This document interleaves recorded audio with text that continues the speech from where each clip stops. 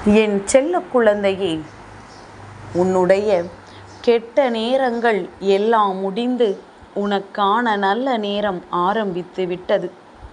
அந்த நல்ல நேரத்தை இன்று உனக்கு ஆரம்பித்து வைப்பவள் உன் வராகி நானாவேன். இன்று சித்திரை மாதத்தினுடைய கடைசி செவ்வாய்க்கிழமை. என் தங்கமே, இந்த நாளில் உனக்கான வெற்றி செய்தியினை உன் அம்மா கொண்டு ஓடோடி வந்திருக்கின்றேன். இன்று அமாவாசை திதியும் கூடி வந்திருக்கின்றதல்லவா? என் தங்கமே, உன்னுடைய வாழ்க்கையில் நீ அனுபவித்த ஒவ்வொரு கஷ்டங்களுக்கும் இன்று உனக்கு பதில் தெளிவாக கிடைக்கப் போகின்றது. என்னென்ன பிரச்சனைகளை எல்லாம் சந்தித்து என் குழந்தை வாழ்க்கையின் விரக்தியின் உச்சத்திற்கு சென்றாயோ, அந்த விஷயங்கள் எல்லாம் இன்று உன் கண் முன்னே தெளிவாக போகின்றது. எதனால் நடந்தது, ஏன் நடந்தது என்பது உனக்கு தெளிவாக போகின்றது.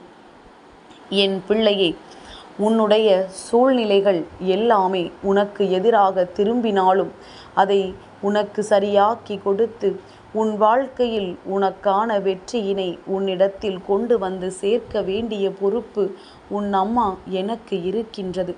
நான் ஒரு தாயாக உனக்கு செய்ய வேண்டிய கடமைகளை எல்லாம் சரியாக செய்து கொண்டிருக்கின்றேன்.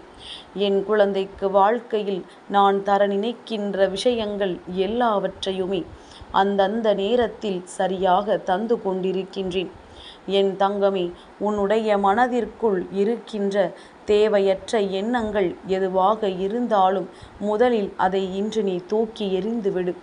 உன்னுடைய முன்னோர்களின் ஆசியையும் உன்னுடைய இல்லத்தில் இறந்து போன மற்றவர்களினுடைய நினைவுகளையும் இன்று சுமக்க வேண்டிய நாள். அவர்கள் உன்னை காண வர வேண்டிய நாள் அல்லவா?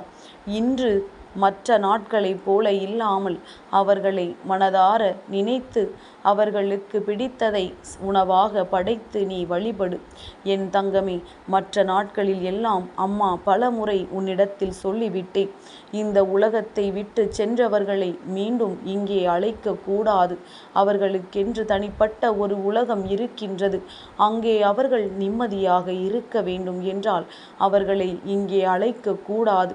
ஏனென்றால் அப்படி அழைத்தால் அவர்கள் அந்த உலகத்திலும் இல்லாமல் இந்த உலகத்திலும் எதுவும் செய்ய முடியாமல் சுற்றி திரிந்து கொண்டிருப்பார்கள்.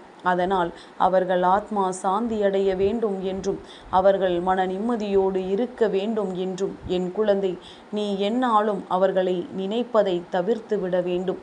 இப்படி வாழ்க்கையில் ஒவ்வொரு விதமான சூழ்நிலைகளையும் புரிந்து கொண்டு நீ நடந்து கொள்வாயானால் இந்த வாழ்க்கை உனக்கு கொடுக்கின்ற விஷயங்களை சர்வ நிச்சயமாக நல்லபடியாக கொடுக்கும்.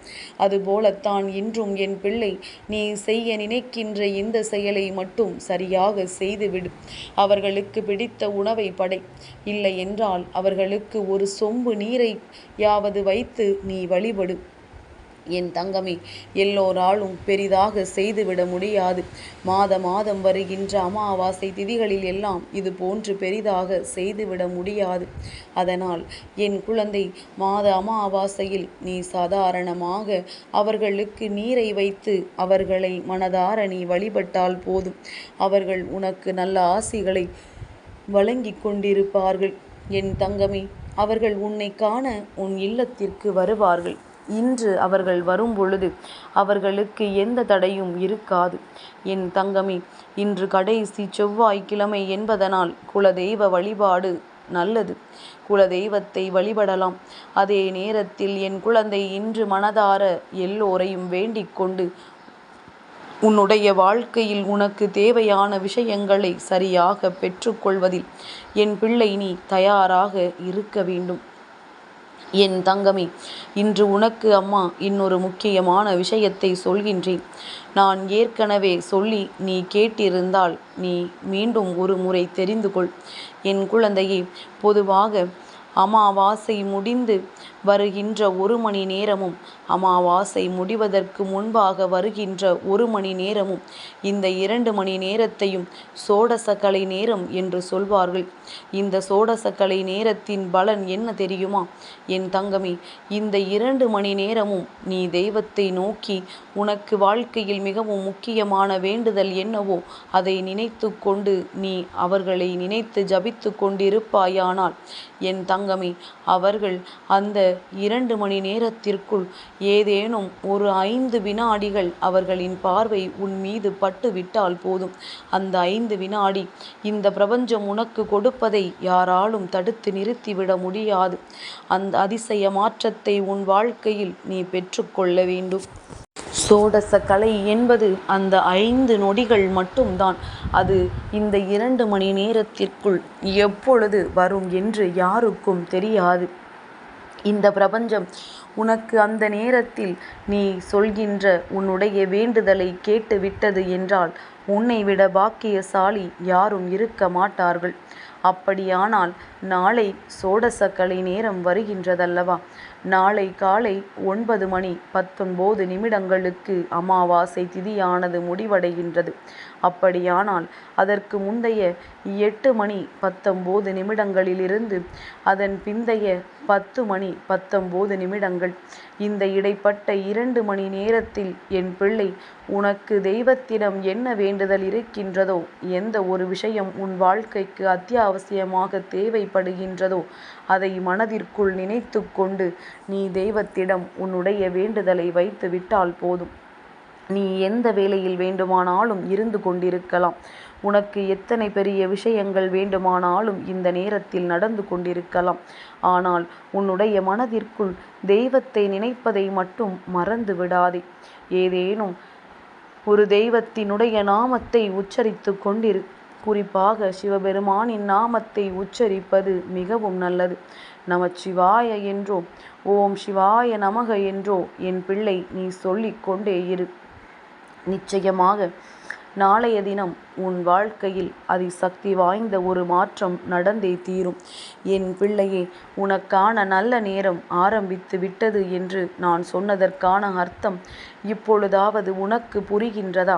இந்த வராகியானவள் காரணமில்லாமல் உனக்கு எதையும் சொல்ல மாட்டாள் என்பதனை புரிந்து கொண்டிருந்தால் நிச்சயமாக இந்த தாயின் வாக்கினை ஒரு நாளும் நீ தள்ளி விட்டு விட மாட்டாய்.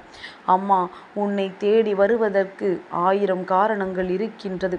என் பிள்ளை, உன் வாழ்க்கையில் நடப்பது என்னவென்பதனை சரியாக புரிந்து கொண்டு உனக்கு நடக்கவிருக்கின்ற நல்ல மாற்றங்களை நீ தெளிவாக பெற்றுக்கொள்ள வேண்டும். என்றுமே உனக்கானது எல்லாமே உன்னிடத்திலேயே வந்து கிடைக்கும் என்பதனை நீ மறந்து விடாதே. எல்லா சூழ்நிலைகளையும் உன்னுடைய வாழ்க்கையில் நான் உனதாக்கி தருகின்றேன். உன் மனநிலையில் இருக்கின்ற தேவையற்ற எண்ணங்களை நான் நீக்கி தருகின்றேன். என்றுமே இந்த வாழ்க்கை உனக்கு சொந்தமானதாக மாறிவிடும். நான் என்றுமே உன்னுடைய நேரங்களை வீணடிக்க விரும்புவது கிடையாது. ஒவ்வொரு நொடியும் பொன்னான நொடி என்பதனை என் குழந்தை நீ புரிந்து கொள்ள வேண்டும். உன் வாழ்க்கைக்கான நொடி என்பதனை புரிந்து கொள்ள வேண்டும். அம்மா உனக்கு நல்ல வாக்கு தருகிறாளோ இல்லையோ, நல்ல வாழ்க்கையை தருவாள் என்பதனை முதலில் நீ நம்ப வேண்டும். நான் நீண்ட காலமாக கேட்டுக்கொண்டிருக்கின்றேன், எனக்கு எந்த பலனும் இல்லை என்று சொல்கின்ற என் தங்கமே, நீ முதலில் அப்படி சொல்வதை நிறுத்திவிட்டு நான் நீண்ட காலமாக உன் முன்னால் நிற்கின்றேன். இன்னமும் எத்தனை காலம் வேண்டுமானாலும் உன் முன்னால் நிற்பேன். நீ எனக்கு செய்து கொடுப்பாய் என்ற நம்பிக்கை எனக்கு இருக்கின்றது என்ற ஒரு நம்பிக்கை வார்த்தையை தெய்வத்திடம் சொல்லிவிட்டால் அந்த தெய்வமே மனம் இறங்கி வந்து இத்தனை நம்பிக்கை கொண்ட பிள்ளையை இனியும் காக்க வைக்க கூடாது என்று நிறைவேற்றி கொடுத்து விடுவார்கள். உன்னுடைய அவசரமும் உன்னுடைய நம்பிக்கையின்மையும் தான் அவ்வப்பொழுது உன் வாழ்க்கையில் உனக்கு நடக்கவிருக்கின்ற நல்ல விஷயங்களை நடக்க விடாமல் தடுத்து நிறுத்தி விடுகின்றது என்பதனை நீ புரிந்து கொள்ள வேண்டும். என் பிள்ளை, உன் வாழ்க்கை உனக்கு கொடுக்கின்ற ஒவ்வொரு சூழ்நிலைகளையும் நீ உணர்ந்து கொண்டு உன் வாழ்க்கையில் நடக்கின்ற நல்ல மாற்றங்களை புரிந்து கொண்டு எல்லாமே உனக்கு சாதகமாக ஒரு நாள் மாறும் என்பதனை நீ உணர்ந்தாலே போதும்.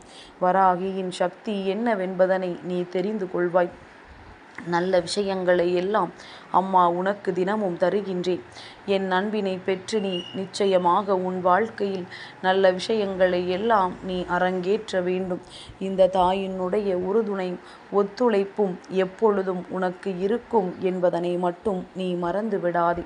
என்றும் என்னுடைய அன்பு உன்னோடு தொடர்ந்து வரும். என் செல்ல குழந்தைக்கு இந்த வராகி அம்மாவினுடைய ஆசீர்வாதங்கள் எப்பொழுதுமே முழுமையாக கிடைக்கும்.